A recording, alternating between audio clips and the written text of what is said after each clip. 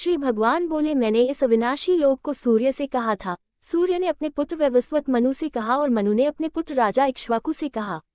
हे परंतप अर्जुन, इस प्रकार परंपरा से प्राप्त इस योग को राजर्षियों ने जाना, किंतु उसके बाद वह योग बहुत काल से इस पृथ्वी लोक में लुप्तप्राय गया। तू मेरा भक्त और प्रिय सखा है, इसलिए वही यह पुरातन योग आज मैंने तुझको कहा है, क्योंकि यह बड़ा ही उत्तम रहस्य है, अर्थात गुप्त रखने योग्य विषय है। अर्जुन बोले, आपका जन्म तो अर्वाचीन अभी हाल का है और सूर्य का जन्म बहुत पुराना है, अर्थात कल्प के आदि में हो चुका था। तब मैं इस बात को कैसे समझे कि आप ही ने कल्प के आदि में सूर्य से यह योग कहा था।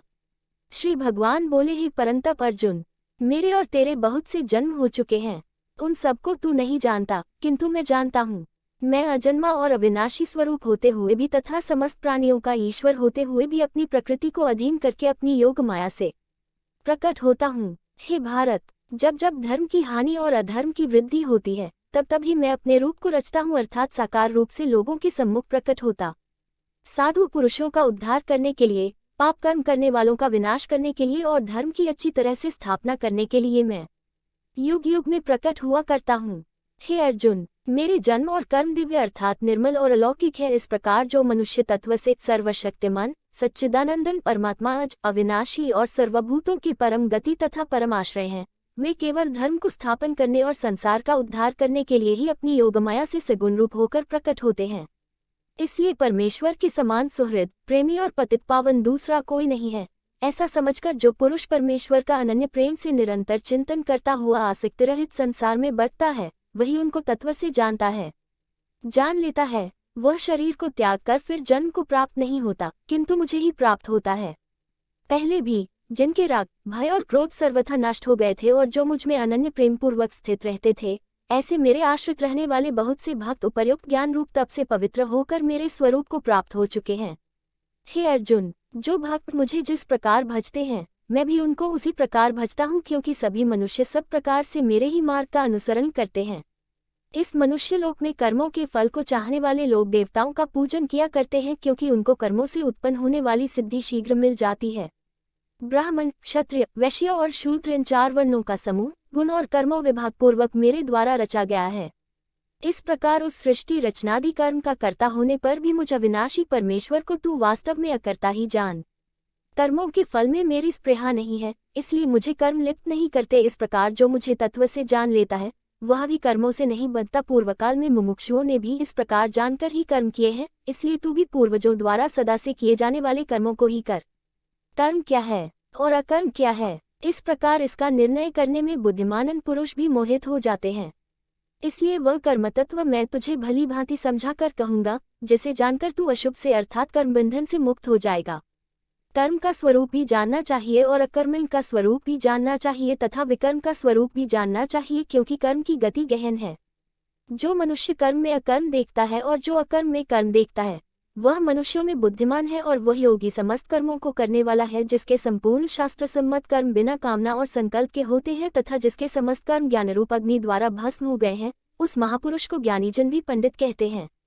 जो पुरुष समस्त कर्मों में और उनके फल में आसक्ति का सर्वथा त्याग करके संसार के आश्रय से रहित हो गया है और परमात्मा में नित्य तृप्त है, वह कर्मों में भली भांति बरता हुआ भी वास्तव में कुछ भी नहीं करता, जिसका अंतःकरण और इंद्रियों सहित शरीर जीता हुआ है और जिसने समस्त भोगों की सामग्री का परित्याग कर दिया है, ऐसा आशारहित पुरुष केवल शरीर संबंधी कर्म करता हुआ भी पापों को नहीं प्राप्त होता, जो बिना इच्छा के अपने आप प्राप्त हुए पदार्थ में सदा संतुष्ट रहता है, जिसमें ईर्ष्या का सर्वथा भाव हो गया हो, जो हर्ष शोक आदि द्वंद्वों से सर्वथा अतीत हो गया है, ऐसा सिद्धि और असिद्धि में सम रहने वाला कर्मयोगी कर्म करता हुआ भी उनसे नहीं बंधता, जिसकी आसक्ति सर्वथा नष्ट हो गई है, जो देहाभिमान और ममता से रहित हो गया है, जिसका चित्त निरंतर परमात्मा के ज्ञान में स्थित रहता है, ऐसा केवल यज्ञ संपादन के लिए कर्म करने वाले मनुष्य के संपूर्ण कर्म भली भांति विलीन हो जाते हैं। जिस यज्ञ में अर्पण अर्थात सुवा आदि भी ब्रह्म है और हवन किए जाने योग्य द्रव्य ब्रह्म है तथा ब्रह्मरूप कर्ता द्वारा ब्रह्मरूप अग्नि में आहुति देना रूप क्रिया भी ब्रह्म है, उस ब्रह्मकर्म में स्थित रहने वाले योगी द्वारा प्राप्त किए जाने योग्य फल भी ब्रह्म ही है। दूसरे योगीजन देवताओं के पूजन रूप यज्ञ का ही भली भांति अनुष्ठान किया करते हैं और अन्य योगीजन परब्रह्म परमात्मा रूप अग्नि में अभेद दर्शन रूप यज्ञ द्वारा ही आत्मरूप यज्ञ का हवन किया करते हैं। परब्रह्म परमात्मा में ज्ञान द्वारा एक ही भाव से स्थित होना ही ब्रह्मरूप अग्नि में यज्ञ द्वारा यज्ञ को हवन करना है। अन्य योगी जन श्रोत्र आदि समस्त इंद्रियों को संयम रूप अग्नियों में हवन किया करते हैं और दूसरे योगी लोग शब्दादि समस्त विषयों को इंद्रिय रूप अग्नियों में हवन किया करते हैं। दूसरे योगीजन इंद्रियों की संपूर्ण क्रियाओं और प्राणों की समस्त क्रियाओं को ज्ञान से प्रकाशित आत्म संयम योग रूप अग्नि में हवन किया करते हैं। सच्चिदानंद घन परमात्मा के सिवाय अन्य किसी का भी न चिंतन करना ही उन सबका हवन करना है। कई पुरुष द्रव्य संबंधी यज्ञ करने वाले हैं, कितने ही तपस्या रूप यज्ञ करने वाले हैं तथा दूसरे कितने ही योग रूप यज्ञ करने वाले हैं, कितने ही अहिंसादि तीक्ष्ण व्रतों से युक्त यत्नशील पुरुष स्वाध्याय रूप ज्ञान यज्ञ करने वाले हैं। दूसरे कितने ही योगीजन अपान वायु में प्राणवायु को हवन करते हैं, वैसे ही अन्य योगीजन प्राणवायु में अपान वायु को हवन करते हैं तथा अन्य कितने ही नियमित आहार गीता अध्याय 6 श्लोक 7 में देखना चाहिए करने वाले प्राणायाम परायण पुरुष प्राण और अपान की गति को रोककर प्राणों को प्राणों में ही हवन किया करते हैं।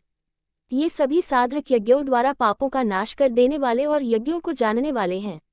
हे कुरुश्रेष्ठ अर्जुन, यज्ञ से बचे हुए अमृत का अनुभव करने वाले योगीजन सनातन परब्रह्म परमात्मा को प्राप्त होते हैं, और यज्ञ न करने वाले पुरुष के लिए तो यह मनुष्यलोक भी सुखदायक नहीं है, फिर परलोक कैसे सुखदायक हो सकता है। इसी प्रकार और भी बहुत तरह के यज्ञ वेद की वाणी में विस्तार से कहे गए हैं। उन सबको तू मन, इंद्रिय और शरीर की क्रिया द्वारा संपन्न होने वाले जान। इस प्रकार तत्व से जानकर उनके अनुष्ठान द्वारा तू कर्म बंधन से सर्वथा मुक्त हो जाएगा। हे परंतप अर्जुन, द्रव्यमय यज्ञ की अपेक्षा ज्ञान यज्ञ अत्यंत श्रेष्ठ है तथा यावन मात्र संपूर्ण कर्म ज्ञान में समाप्त हो जाते हैं।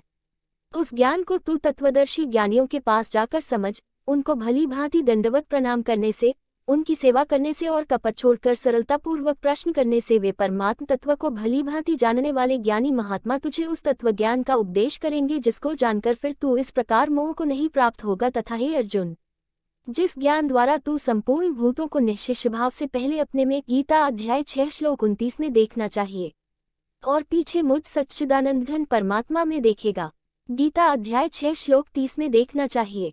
यदि तू अन्य सब पापियों से भी अधिक पाप करने वाला है तो भी तू ज्ञान रूप नौक द्वारा निसंदेह संपूर्ण पाप समुद्र से भली भांति तर जाएगा। क्योंकि हे अर्जुन, जैसे प्रज्वलित अग्नि ईंधनों को भस्म में कर देता है, वैसे ही ज्ञानरूप अग्नि संपूर्ण कर्मों को भस्म में कर देता है। इस संसार में ज्ञान के समान पवित्र करने वाला निसंदेह कुछ भी नहीं है। उस ज्ञान को कितने ही काल से कर्मयोग द्वारा शुद्धांतःकरण हुआ मनुष्य अपने आप ही आत्मा में पा लेता है। जितेंद्रिय, साधन परायण और श्रद्धावान मनुष्य ज्ञान को प्राप्त होता है तथा ज्ञान को प्राप्त होकर वह बिना विलंब के तत्काल ही भगवत प्राप्ति रूप परम शांति को प्राप्त हो जाता है। विवेकहीन और श्रद्धारहित संशययुक्त मनुष्य परमार्थ से अवश्य भ्रष्ट हो जाता है।